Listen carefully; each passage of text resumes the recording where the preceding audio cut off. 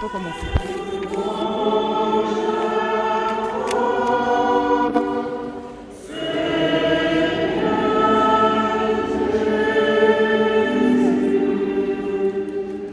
Pour nous, le Christ est devenu obéissant jusqu'à la mort, et la mort de la croix. C'est pourquoi Dieu l'a exalté, il l'a doté du nom qui est au-dessus de tout nom.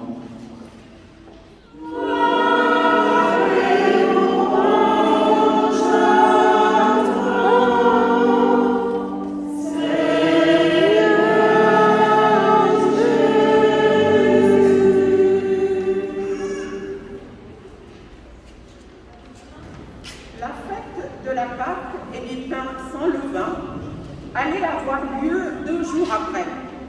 Les grands prêtres et les scribes cherchaient comment arrêter Jésus par ruse pour le faire mourir, car ils se disaient: Pas en pleine fête pour éviter des troubles dans le peuple. Jésus se trouvait à Béthanie, dans la maison de Simon le lépreux. Pendant qu'il était à table, une femme entra avec un flacon d'albâtre contenant un parfum très pur et de grande valeur. Brisant le flacon, elle lui versa le parfum sur la tête. Or, de leur côté, quelques-uns s'indignaient. À quoi bon gaspiller ce parfum? On aurait pu, en effet, le vendre pour plus de 300 pièces d'argent, que l'on aurait donné aux pauvres. Et ils la ripoyaient, mais Jésus leur dit: Laissez-la. Pourquoi la tourmenter? Il est beau le geste qu'elle a fait envers moi. Des pauvres, vous en aurez toujours avec vous, et quand vous le voulez, vous pouvez leur faire du bien. Mais moi, vous ne m'avez pas pour toujours. Ce qu'elle pouvait faire, elle l'a fait. D'avance, elle a parfumé mon corps pour mon ensevelissement. Amen, je vous le dis. Partout où l'évangile sera proclamé dans le monde entier, on racontera en souvenir d'elle ce qu'elle vient de faire.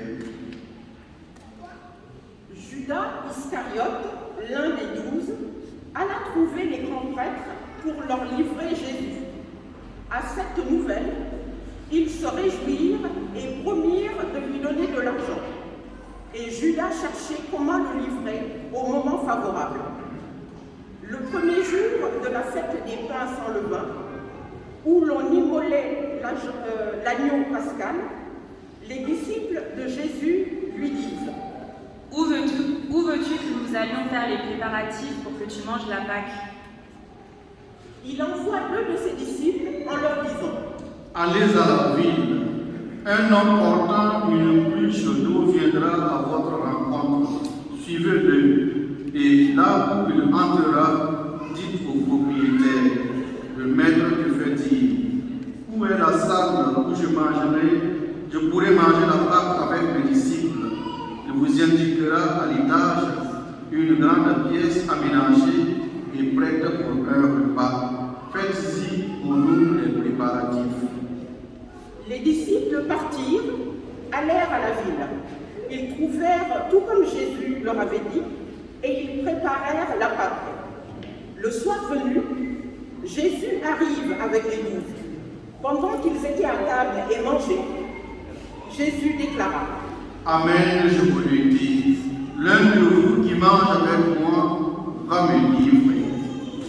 Et ils devinrent tout tristes. Et l'un après l'autre, ils lui demandaient: Serait-ce moi? Il leur dit: C'est l'un des 12, celui qui est en train de se servir avec moi dans le plat. Le Fils de l'homme s'en va, comme il est écrit à son sujet. Mais malheureux celui par qui le Fils de l'homme est livré. Il vaudrait mieux pour lui qu'il ne soit pas né, cet homme-là. Pendant le repas, Jésus, ayant pris du pain et prononcé la bénédiction, le rompit, le leur donna et dit: Prenez, ceci est mon corps. Puis, ayant pris une coupe et ayant rendu grâce, il la leur donna, et ils en burent tous. Et il leur dit: Ceci est mon sang, le sang de l'alliance versé pour la multitude. Amen, je vous le dis. Je ne boirai plus du fruit de la vie, jusqu'au jour où je le boirai nouveau dans le royaume de Dieu. Après avoir chanté les psaumes, ils partirent pour le mont des Oliviers. Jésus leur dit: Vous allez tous être exposés à tomber, car il est écrit: je frapperai le berger et les brebis seront dispersées.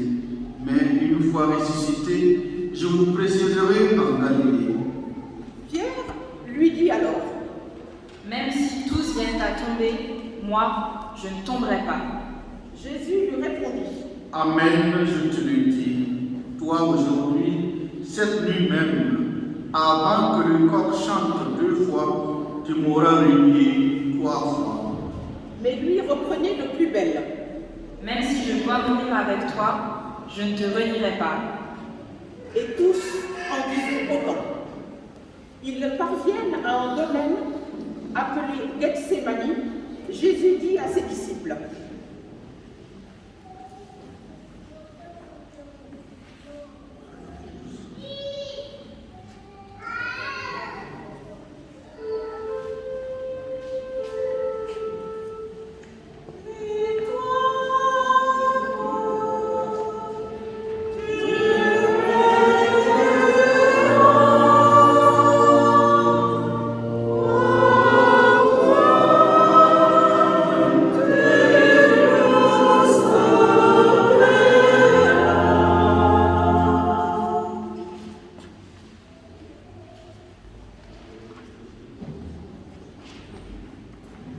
c'est pour nous tous que le Christ a souffert. C'est pour nous tous que le Christ a souffert. Il nous a marqué le chemin pour que nous allions sur ses traces. Par ses blessures, nous sommes guéris. À chaque arrêt, nous arrêtons et nous chantons ce qu'elle a entendu. On dit pas. Il part. Donc, puis il emmène avec lui Pierre, Jacques et Jean et commence à ressentir frayeur et angoisse. Il leur dit: Mon âme est triste à mourir. Restez ici et veillez. Allant un peu plus loin, il tombait à terre et priait pour que, s'il était possible, cette heure s'éloigne de lui. Il disait: Abba, Père, tout est possible pour toi.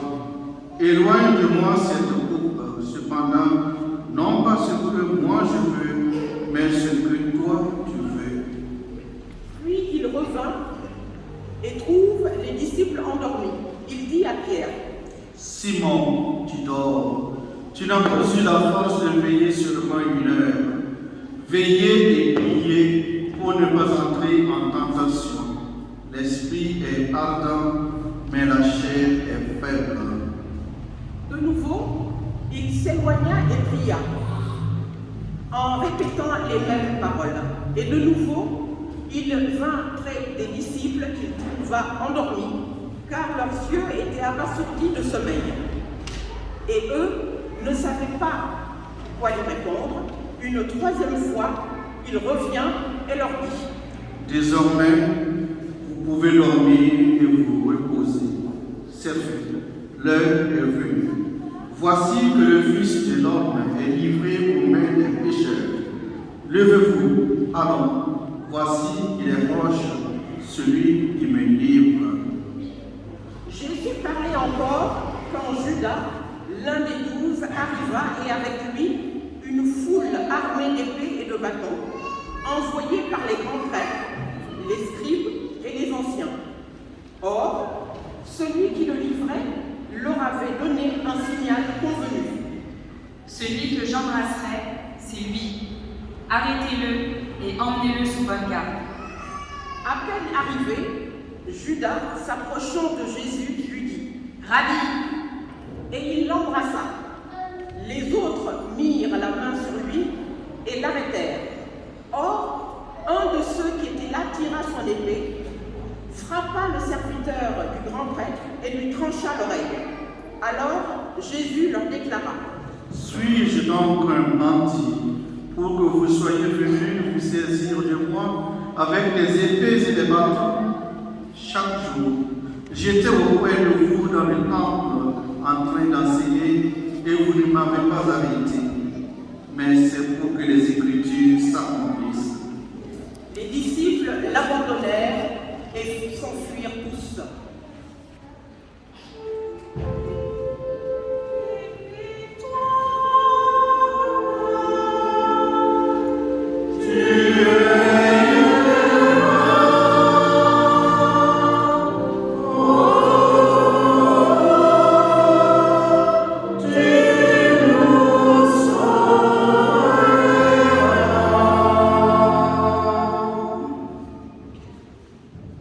C'est pour nous que le Christ a souffert. Il n'a pas commis de péché. Dans sa bouche, on n'a pas trouvé de mensonge. Insulté sans rendre l'insulte, maltraité sans proférer de menaces. Et il s'en remettait à celui qui juge avec justice. Par ses blessures, nous sommes guéris. Or, un jeune homme suivait Jésus. Il n'avait pour tout vêtement qu'un drap.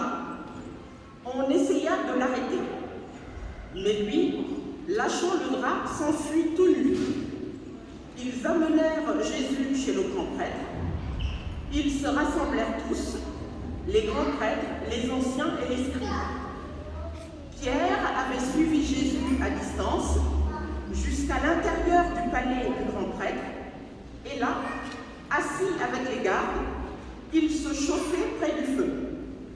Les grands prêtres et tout le conseil suprême cherchaient un témoignage contre Jésus pour le faire mettre à mort, mais ils n'en trouvaient pas.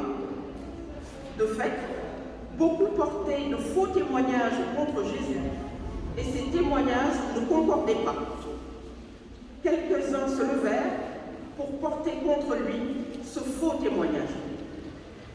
Nous l'avons entendu dire: je détruirai ce sanctuaire fait de main d'homme, et en 3 jours, j'en rebâtirai un autre qui ne sera pas fait de main d'homme. Et même sur ce point, leur témoignage n'était pas concordant. Alors, s'étant levé, le grand prêtre, devant tous, interrogea Jésus. Tu ne réponds rien? Que dis-tu des témoignages qu'ils portent contre toi? Mais lui gardait le silence et ne répondait rien. Le grand prêtre l'interrogea de nouveau. Es-tu le Christ, le Fils du Dieu béni? Jésus lui dit: Je le suis, et vous verrez le Fils de l'homme siéger à la droite du Tout-Puissant et venir parmi les nuées du ciel. Alors, le grand prêtre déchire ses vêtements et dit: Pourquoi nous faut-il encore des témoins? Vous avez entendu le blasphème? Qu'en pensez-vous? Tous prononcèrent qu'il méritait la mort.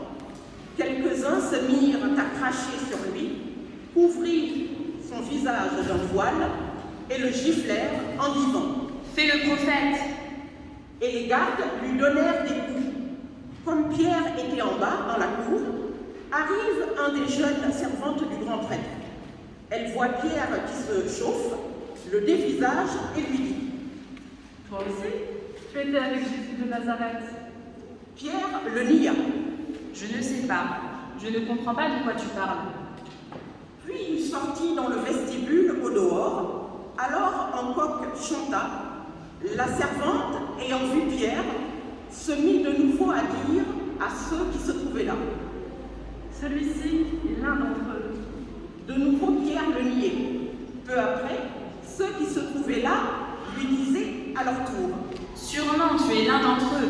D'ailleurs, tu es galiléen. Alors il se mit à protester violemment et à jurer. Je ne connais pas cet homme dont vous parlez. Et aussitôt, pour la seconde fois, un coq chanta. Alors Pierre se rappela cette parole que Jésus lui avait dite: Avant que le coq chante 2 fois, tu pourras renier 3 fois. Et il fondit en larmes. Dès le matin, les grands prêtres convoquèrent les anciens et les scribes et tout le conseil suprême. Puis, après avoir ligoté Jésus, ils l'amenèrent et le livrèrent à Pilate. Celui-ci l'interrogea. « Es-tu le roi des Juifs » Jésus répondit. C'est toi qui le dis. Les grands prêtres multipliaient contre lui les accusations. Pilate lui demanda à nouveau. « Tu ne réponds rien. Vois toutes les accusations qu'ils portent contre toi. » Mais Jésus ne répondit plus rien, si bien que Pilate fut étonné. À chaque fête, il leur relâchait un prisonnier, celui qu'il demandait. Or, il y avait en prison un dénommé Barabbas, arrêté avec des émeutiers, pour un meurtre qu'il avait commis lors de l'émeute. La foule monta donc chez Pilate et se mit à demander ce qu'il leur accordait d'habitude. Pilate leur répondit. « Voulez-vous que je relâche le roi des Juifs » Ils se rendaient bien compte que c'était par jalousie que les grands prêtres l'avaient livré.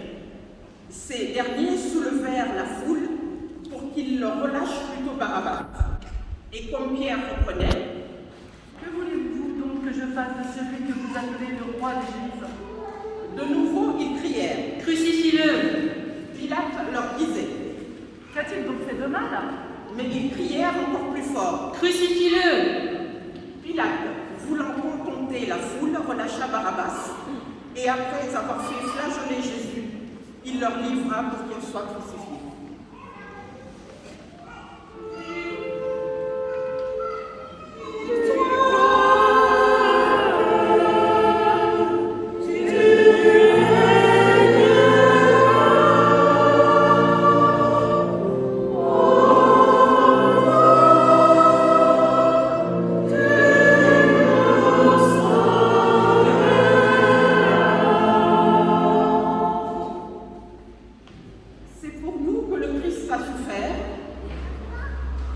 C'était nos péchés qu'il portait dans son corps sur le bois, afin que, morts à nos péchés, nous vivions pour la justice par ses blessures, nous sommes guéris. Les soldats l'emmenèrent à l'intérieur du palais, c'est-à-dire dans le prétoire. Puis ils rassemblent toute la garde, ils le revêtent de pourpre et lui posent sur la tête une couronne d'épines qu'ils ont tressée. Puis ils se mirent à lui faire des salutations en disant « Salut, roi des Juifs !» Ils lui frappaient la tête avec un roseau, crachaient sur lui et s'agenouillaient pour lui rendre hommage. Quand ils se furent bien moqués de lui, ils lui enlevèrent le manteau de pourpre et lui remirent ses vêtements. Puis, de là, ils l'emmènent pour le crucifier et ils réquisitionnent pour porter la croix un passant, Simon de Cyrène, le père d'Alexandre et de Rufus, qui revenait des champs. Et ils remettent Jésus au lieu dit Golgotha, ce qui se traduit lieu du crâne ou calvaire. Ils lui donnaient du vin aromatisé de myrrhe, mais il n'en prit pas. Alors ils le crucifient, puis se partagent ses vêtements en tirant au sort pour savoir la part de chacun. C'était la 3e heure, c'est-à-dire 9 heures du matin, lorsqu'on le crucifia. L'inscription indiquant le motif de sa condamnation portait ces mots « Le roi des Juifs ». Avec lui, il crucifie 2 bandits, l'un à sa droite, l'un à sa gauche. Les passants l'injuriaient en hochant la tête. Ils disaient « Et toi, qui détruis le sanctuaire et le rebâtis en 3 jours, sauve-toi toi-même, descends de la croix. » De même, les grands prêtres se moquaient de lui avec les scribes, en disant entre eux « Il en a sauvé d'autres. Il ne veut pas se sauver lui-même. Qu'il descende maintenant de la croix, le Christ, le roi d'Israël. Alors, ils verront et nous croirons. » Mais ceux qui étaient crucifiés avec lui l'insultaient. Quand arriva la 6e heure, c'est-à-dire midi, l'obscurité se fit sur toute la terre, jusqu'à la 9e heure. Et à la 9e heure, Jésus cria d'une voix forte. Eloi, Eloi, lema sabachthani. Ce qui se traduit: Mon Dieu, pourquoi m'as-tu abandonné? L'ayant entendu, quelques-uns de ceux qui étaient là disaient: Voilà qui appelle le prophète Élie. L'un d'eux courut tremper une éponge dans une boisson vinaigrée. Ils la mirent au bout d'un roseau et ils lui donnaient à boire en disant: Attendez, nous verrons bien si Élie vient le descendre de là. Mais Jésus poussa un grand cri, expira.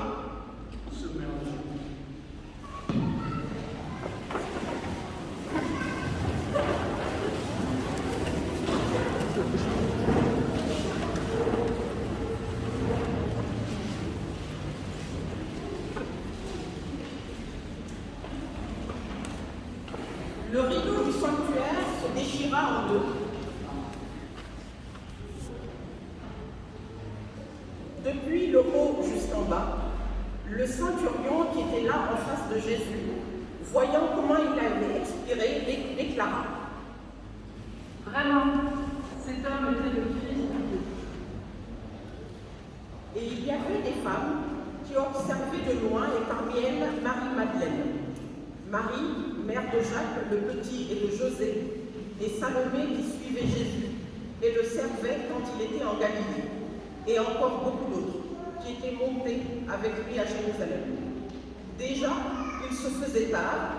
Or, comme c'était le jour de la préparation qui précède le sabbat, Joseph d'Arimathie intervint. C'était un homme influent, membre du conseil, et il attendait lui aussi le règne de Dieu. Il eut l'audace d'aller chez Pilate pour demander le corps de Jésus. Pilate s'étonna qu'il soit déjà mort. Il fit appeler le centurion et l'interrogea pour savoir si Jésus était mort depuis longtemps. Sur le rapport du centurion, il permit à Joseph de prendre le corps. Alors Joseph acheta un linceul, il descendit Jésus de la croix, l'enveloppa dans le linceul et le déposa dans un tombeau qui était creusé dans le roc. Puis, il roula une pierre contre l'entrée du tombeau. Or, Marie-Madeleine et Marie, mère de José, observaient l'endroit où on l'avait mis. Acclamons la parole de Dieu. Louange à toi, Seigneur Jésus.